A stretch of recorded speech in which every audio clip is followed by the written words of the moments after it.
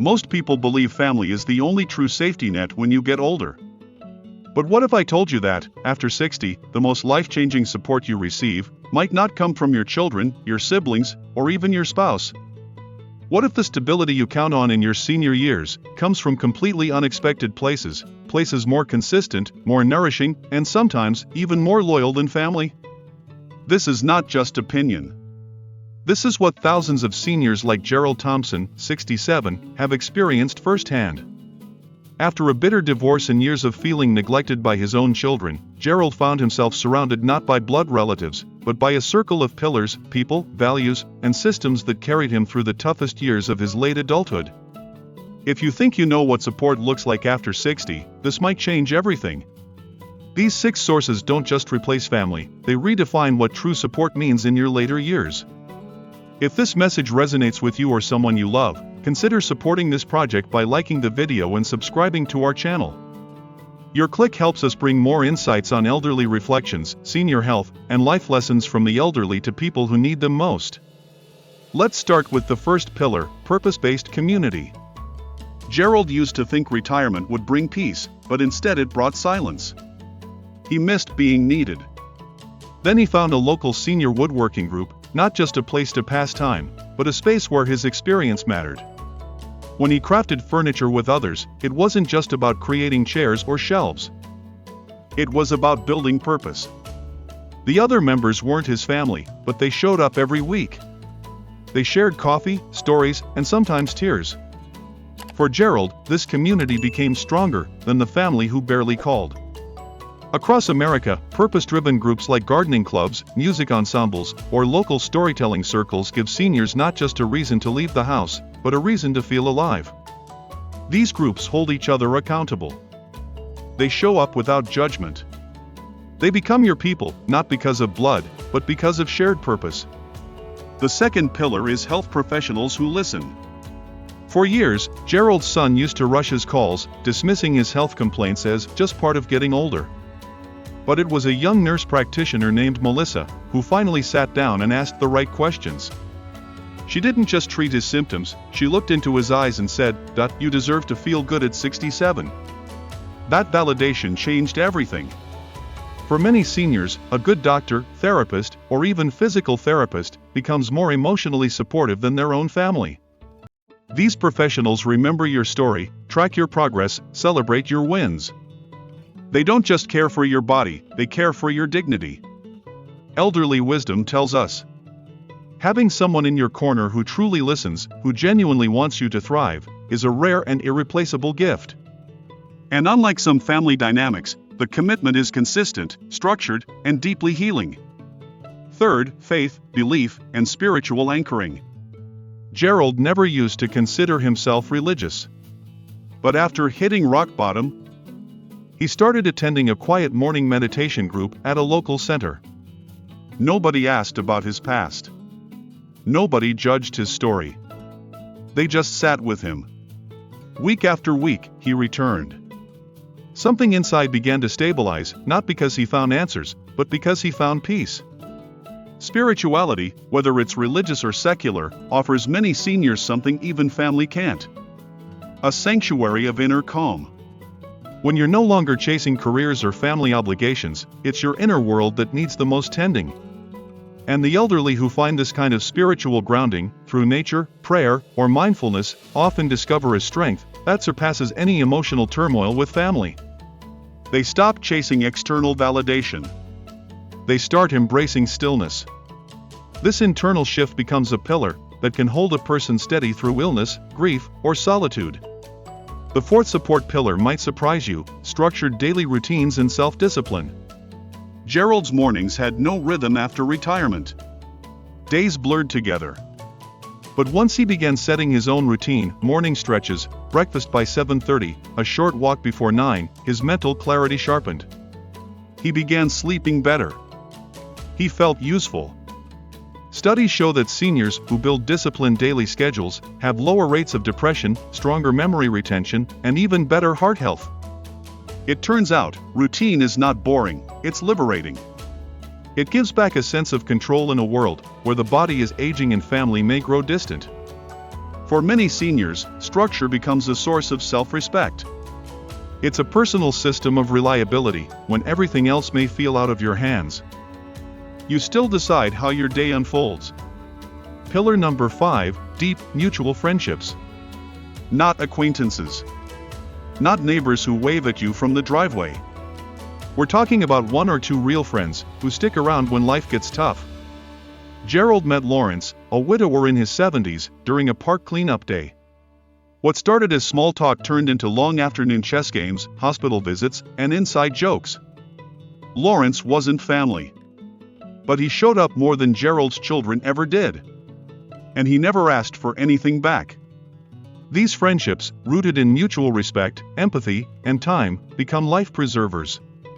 Unlike family, where roles are defined by obligation and history, these relationships are built from conscious choice. And that choice, day after day, creates a bond that's often stronger, cleaner, and freer. The 6th and final pillar, contribution to something bigger. Gerald began volunteering at a youth center every Friday. He mentored 2 teens who had no father figures. At first, he didn't think he had anything left to give. But the moment one of those boys asked, "Can you come next week too?" something shifted. He realized he wasn't just surviving retirement, he was building legacy. When seniors contribute to something bigger than themselves, mentoring, teaching, advocating, they reclaim their voice. They're no longer passive recipients of care.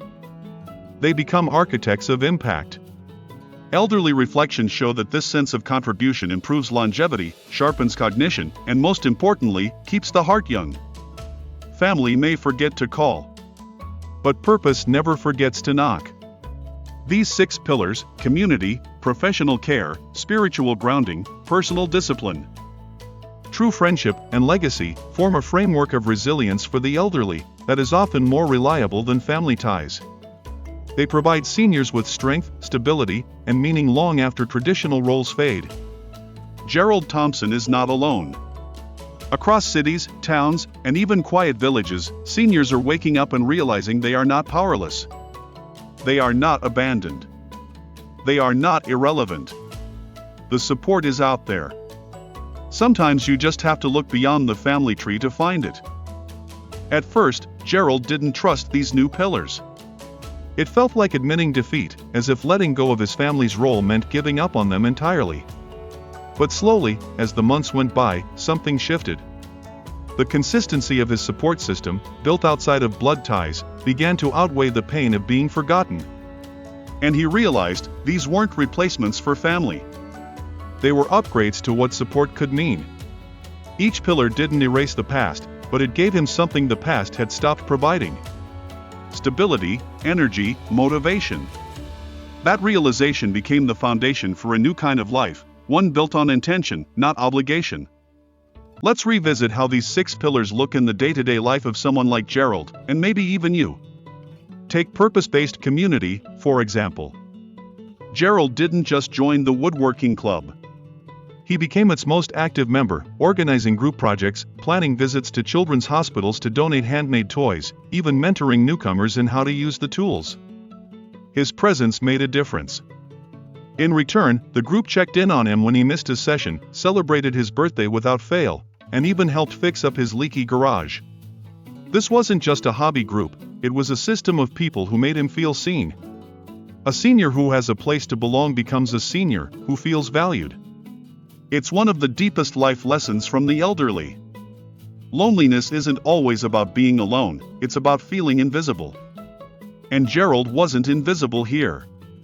When it came to health professionals who listened, Gerald found more than treatment, he found trust. Melissa, the nurse practitioner, noticed changes in his mood, not just his blood pressure. She remembered details from past conversations.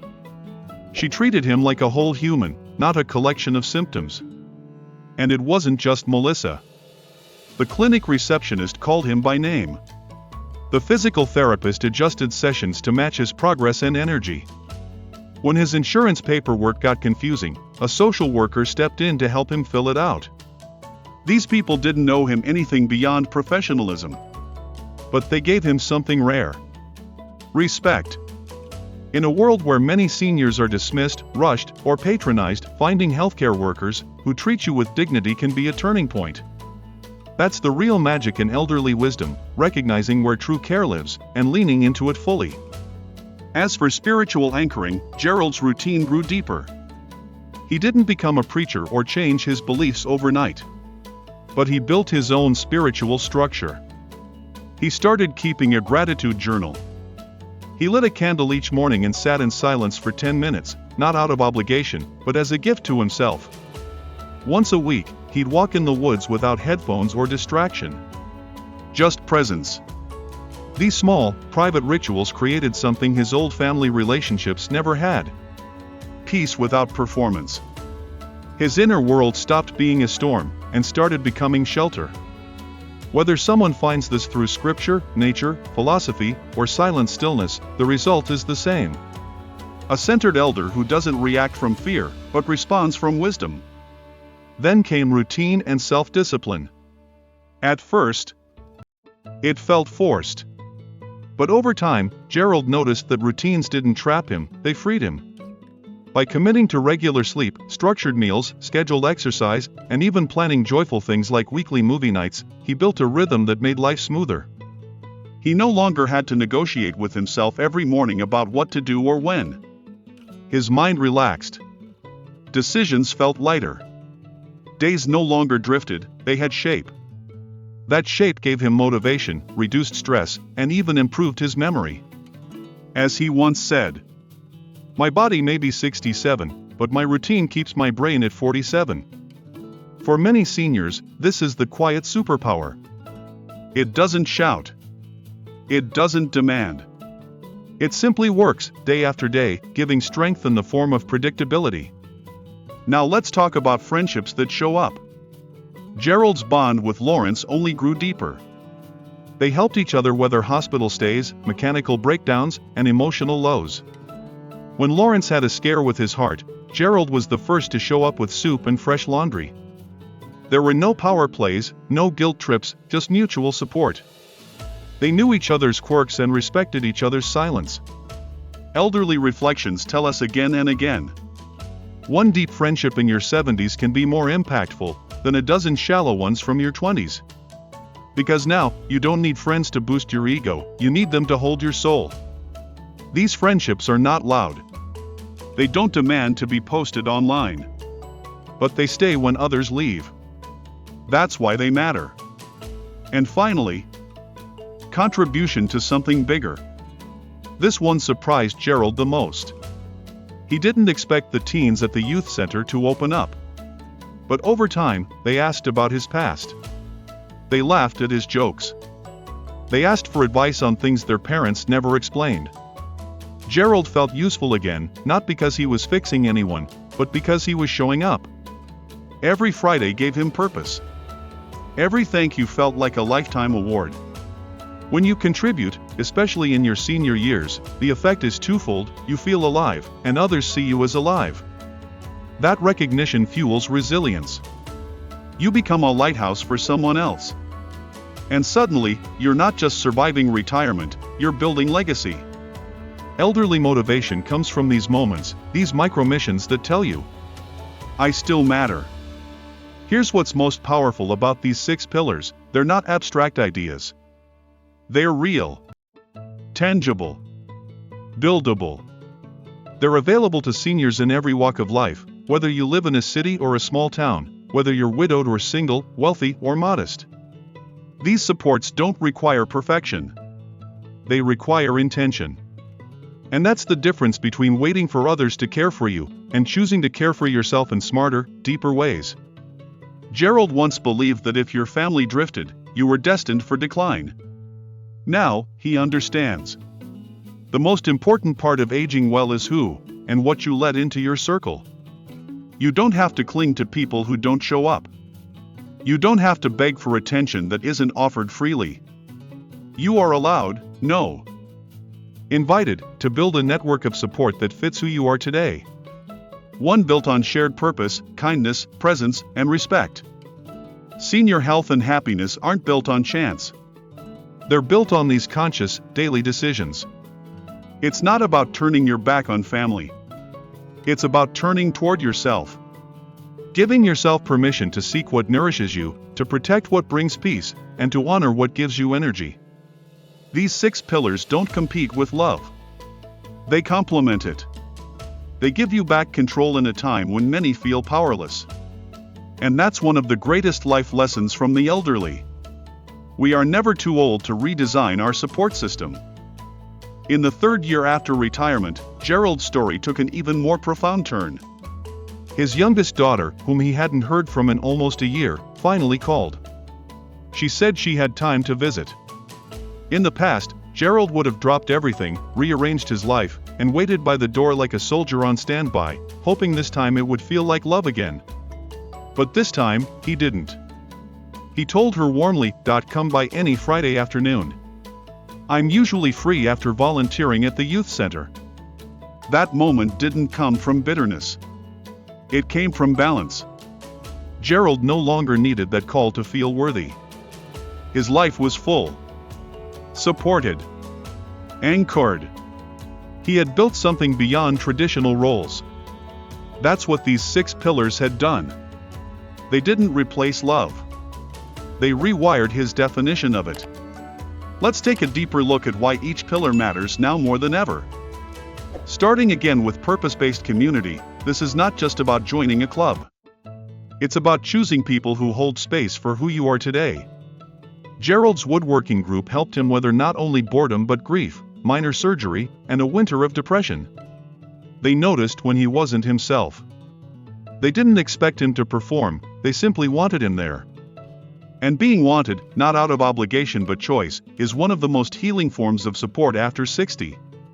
When you surround yourself with people who care without strings, you begin to heal from all the places where love once came with conditions. Health professionals who listen play an even bigger role. When the body begins to slow. As Gerald aged, his energy dipped. He had good days and bad. But because he had cultivated trust with his care team, he never felt like a burden. He felt understood. Melissa, his nurse, reminded him that tracking sleep and hydration wasn't just about comfort, it was about dignity. His physical therapist adjusted routines based on his emotional state, not just physical benchmarks.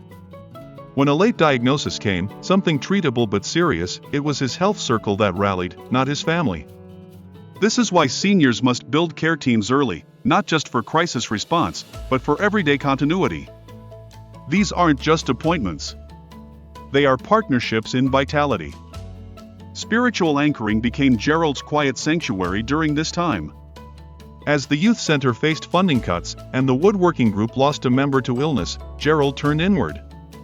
Instead of spiraling, he opened his journal, lit his candle, and wrote down one lesson he had learned from each friend. His spiritual practices gave him a way to hold grief without collapsing under it. They gave him a container for reflection, not reaction. For many seniors, this is the key difference. Spiritual strength is not loud. It's steady. It teaches that endings are not failures, and solitude is not abandonment. Elderly wisdom blossoms in this space, where silence becomes a teacher and stillness becomes fuel. With routine and self-discipline, Gerald doubled down. He began integrating more joyful habits into his structure, like cooking new recipes, walking unfamiliar trails, and starting a mini herb garden. These weren't grand gestures. But they built momentum. They reminded him that life wasn't over, it was shifting. When his knees hurt more in the mornings, he simply adjusted. He didn't resist change, he danced with it. And that adaptability came from structure. Seniors who honor discipline aren't rigid, they're resilient. They don't deny the body's decline, they manage it with grace. As one quote often shared in elderly reflections goes, the body ages, but the spirit sharpens when routine becomes ritual. Friendships that show up remain Gerald's rock. Lawrence eventually moved to assisted living. But instead of losing touch, they scheduled weekly phone calls. They kept traditions alive. They read the same books and discussed them like old professors. When Lawrence passed, Gerald grieved deeply. But he also felt peace. Because what they had was complete. No unfinished sentences, no unspoken resentments. It had been a friendship of full presence. And that's what real elderly friendship teaches. It's not the quantity of years, but the quality of moments that define love. Gerald found new friendships too, with other volunteers, and even with one of the teens, who eventually came back to help mentor others. He learned that true connection isn't locked in age, it's born of authenticity. And finally, contribution to something bigger came full circle. The two teens Gerald mentored? One went on to lead the very program he once volunteered for. She credited him with teaching her what consistency looked like. Gerald didn't need trophies or headlines. He had legacy. Not the kind measured in money or achievements, but in ripple effects. In the unseen ways his presence changed lives. This is the greatest of the 6 pillars, not because it makes you feel useful, but because it proves you always were. No matter your age. Contribution transforms seniors from bystanders into builders of meaning. It gives life after 60 not just structure, but story. So why are these pillars often stronger than family? It's not because family is bad. It's because family is complicated. Relationships tied by blood come with baggage, expectations, histories, roles you can't outgrow. But these 6 pillars? They come by choice. They require no performance. They respond to who you are now, not who you used to be. And that's why they can carry you further. Family may love you, but these supports hold you.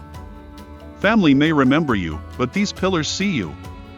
And in aging, being seen is everything. This is not about replacing family with strangers. It's about expanding your circle to include structures that nourish your well-being, mentally, physically, emotionally, and spiritually.